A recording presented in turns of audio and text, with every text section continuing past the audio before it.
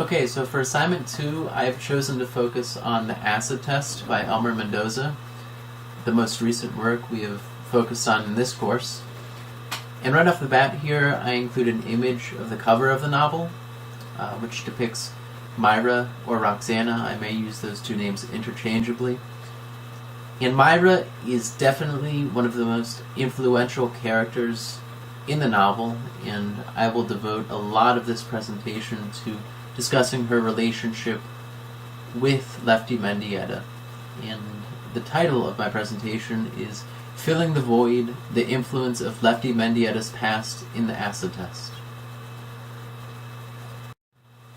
So to paraphrase my focus question here, essentially I'm asking to what extent and how do the seemingly insignificant facets of Lefty's background, including his family history, his previous relationships, his childhood, all of which I will get into more detail as I progress here, how do they all influence the character that we ultimately read about in the novel? As I've just sort of mentioned in the question that I just posed, many of the small details of Lefty's past, which he doesn't really aren't really mentioned a lot. Many of those details may seem insignificant at first, but when you really revisit them and analyze them, you realize that they reveal a lot about larger phenomenon in the text, and they're not as insignificant as they initially appear, which really makes this question pertinent and important to consider when analyzing the acid test. Moving on to my thesis, I contend that Lefty, really to a large extent, is strongly influenced by really all the different things that happen in his past. And to answer the question of how he is influenced, I think that his past has an effect on the relationships he forms. Particularly, I'm going to analyze his relationship and the empathy he feels towards Kid Uremi, and also not just his relationship with others, but his kind of his self-esteem, how he feels about himself. The reader definitely gets a very vivid sense of Lefty's depression, his gloominess, and a lot of that can be accounted for based on events in his past or his childhood, things of that nature. Delving into my first two pieces of evidence here, both pertain to Roxana and Lefty, specifically their relationship, and both were those small snippets of italicized text that were interspersed throughout the novel. It's important to note that these italicized pieces, they weren't Roxana's words verbatim. They're simply Lefty's recollection of his interactions with Roxana that occurred before the novel even began. So this is far in the past.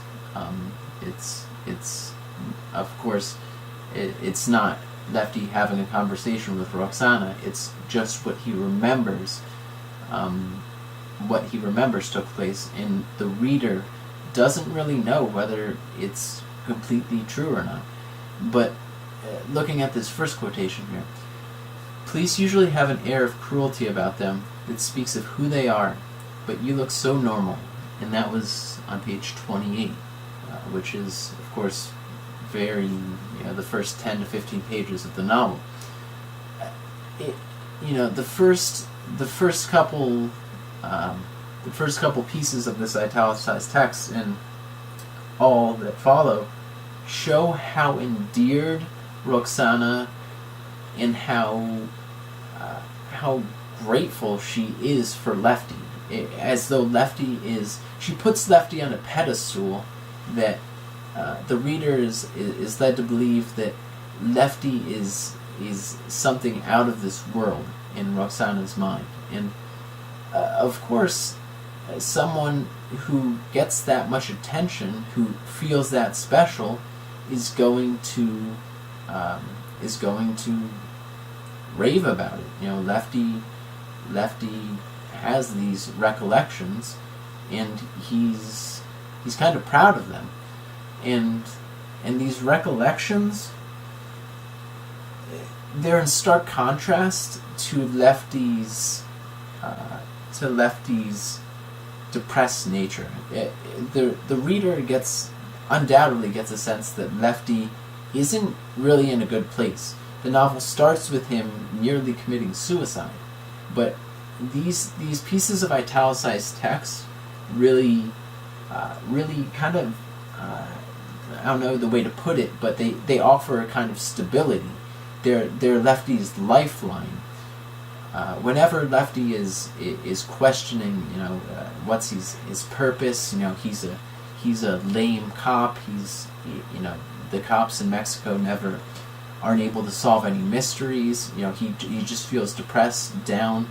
These pieces of text remind him that there is something to kind of fight for. He feels the need to find justice for this girl, to bring the murderer to justice, because this girl was so special to him. Looking at the second quote here, do you really like that music? You're the most romantic cop I've ever met. And that was just 2 pages later on page 30. This just compounds what we've already heard. The lauding just continues. The praising continues. You're the most romantic cop I've ever met. It's as though she's, maybe she's been with a lot of cops, but Lefty is this special figure, this angelic figure that has entered into her life. And the praise and the lauding really doesn't stop there. These pieces of italicized text are pervasive throughout the novel. And moving on to my next slide here. This piece of italicized text is essentially more of the same. Come on, you're a superhero, my superhero. You're the one who will save me from the bad guys. That being on page 45.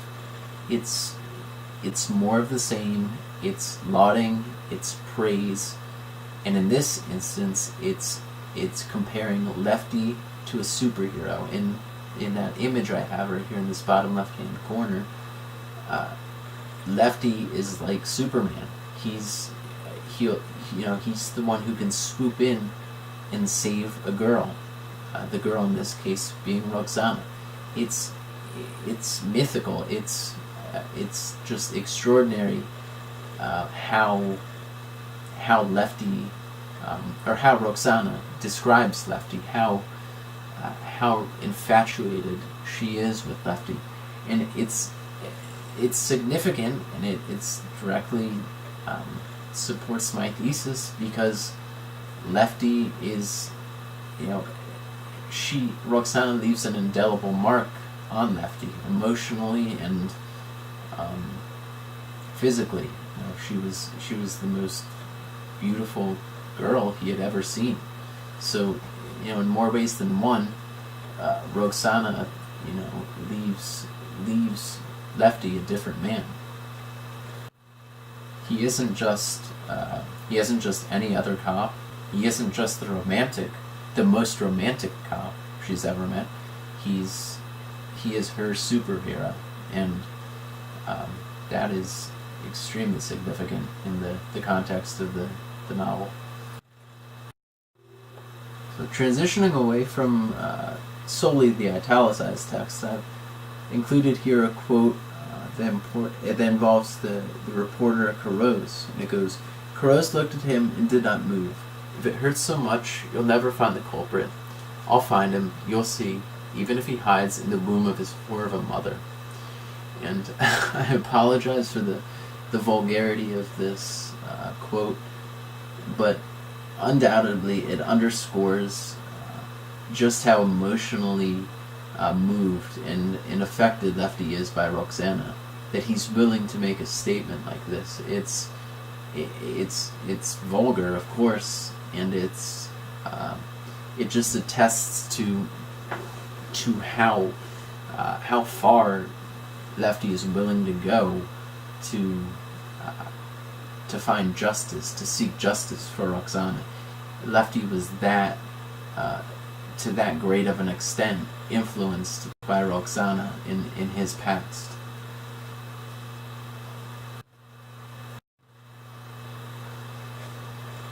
And I've included one last quote here that pertains to the relationship between Roxana and Lefty. And it is, two things were imperative: restoring the integrity of Roxana's body and drinking whiskey as God wills. And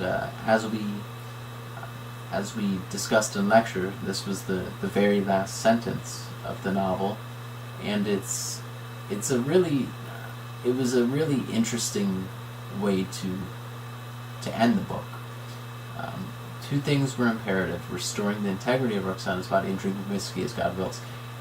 The main point that I took away from this, the main focus of mine, was the first portion here, where Lefty is focused on restoring the integrity of Roxana's body.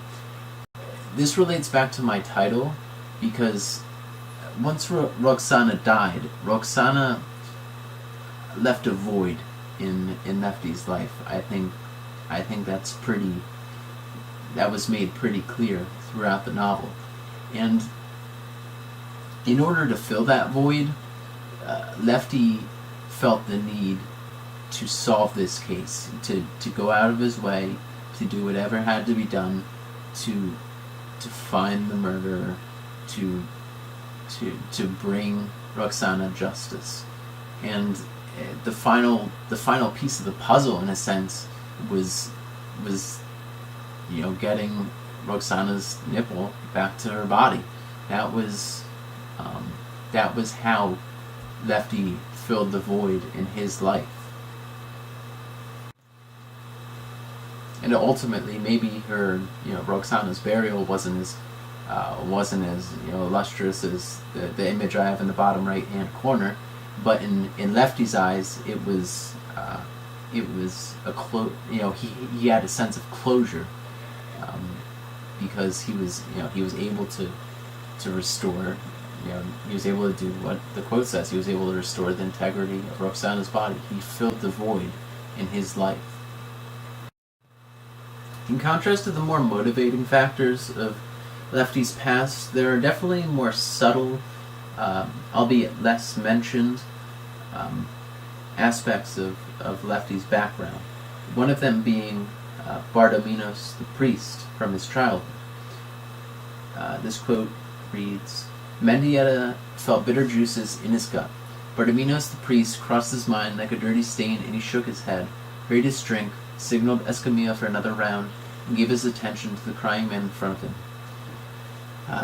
This part of Lefty's past was very dark, and it really inspired him to drink, or turned him to the bottle, pretty much, as is evidence in the 3 shot glasses in the bottom left that I included.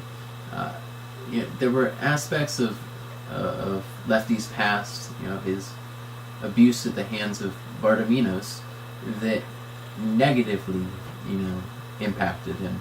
But nonetheless, they influenced him, and throughout the novel, he turned to drinking to try to erase those memories. They weren't motivating like his interactions with Roxana. They weren't like the italicized text.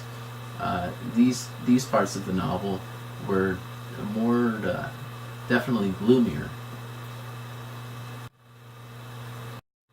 I include one final quote here that almost immediately follows up the one I just mentioned. on page 123, and it goes, "This bastard really did love her. He's made me sad. I can't deny it, but this bastard loved her, and that's enough to earn anyone's respect. If I catch the sleazebag who killed her, I'll cut him to pieces." Mendieta felt worse. Lefty ultimately realizes that he's in the same boat as Kid Remy, and he feels a sense of empathy towards him. Both were emotionally moved by Roxana at some point in the past, although we as readers don't exactly know when. In conclusion, all the evidence presented thus far supports the thesis because it serves to illustrate how Lefty is either motivated or depressed by his past. Above all else, it is the past that molds Lefty. Lefty was so infatuated with Roxana that he continues pursuing her case despite Bresenio's resistance. On a more somber note, Lefty drinks every time he remembers the abuse that he suffered as a child. It is the small, seemingly insignificant details that ultimately account for the larger overall phenomenon. What appears to be trivial is anything but so upon closer inspection.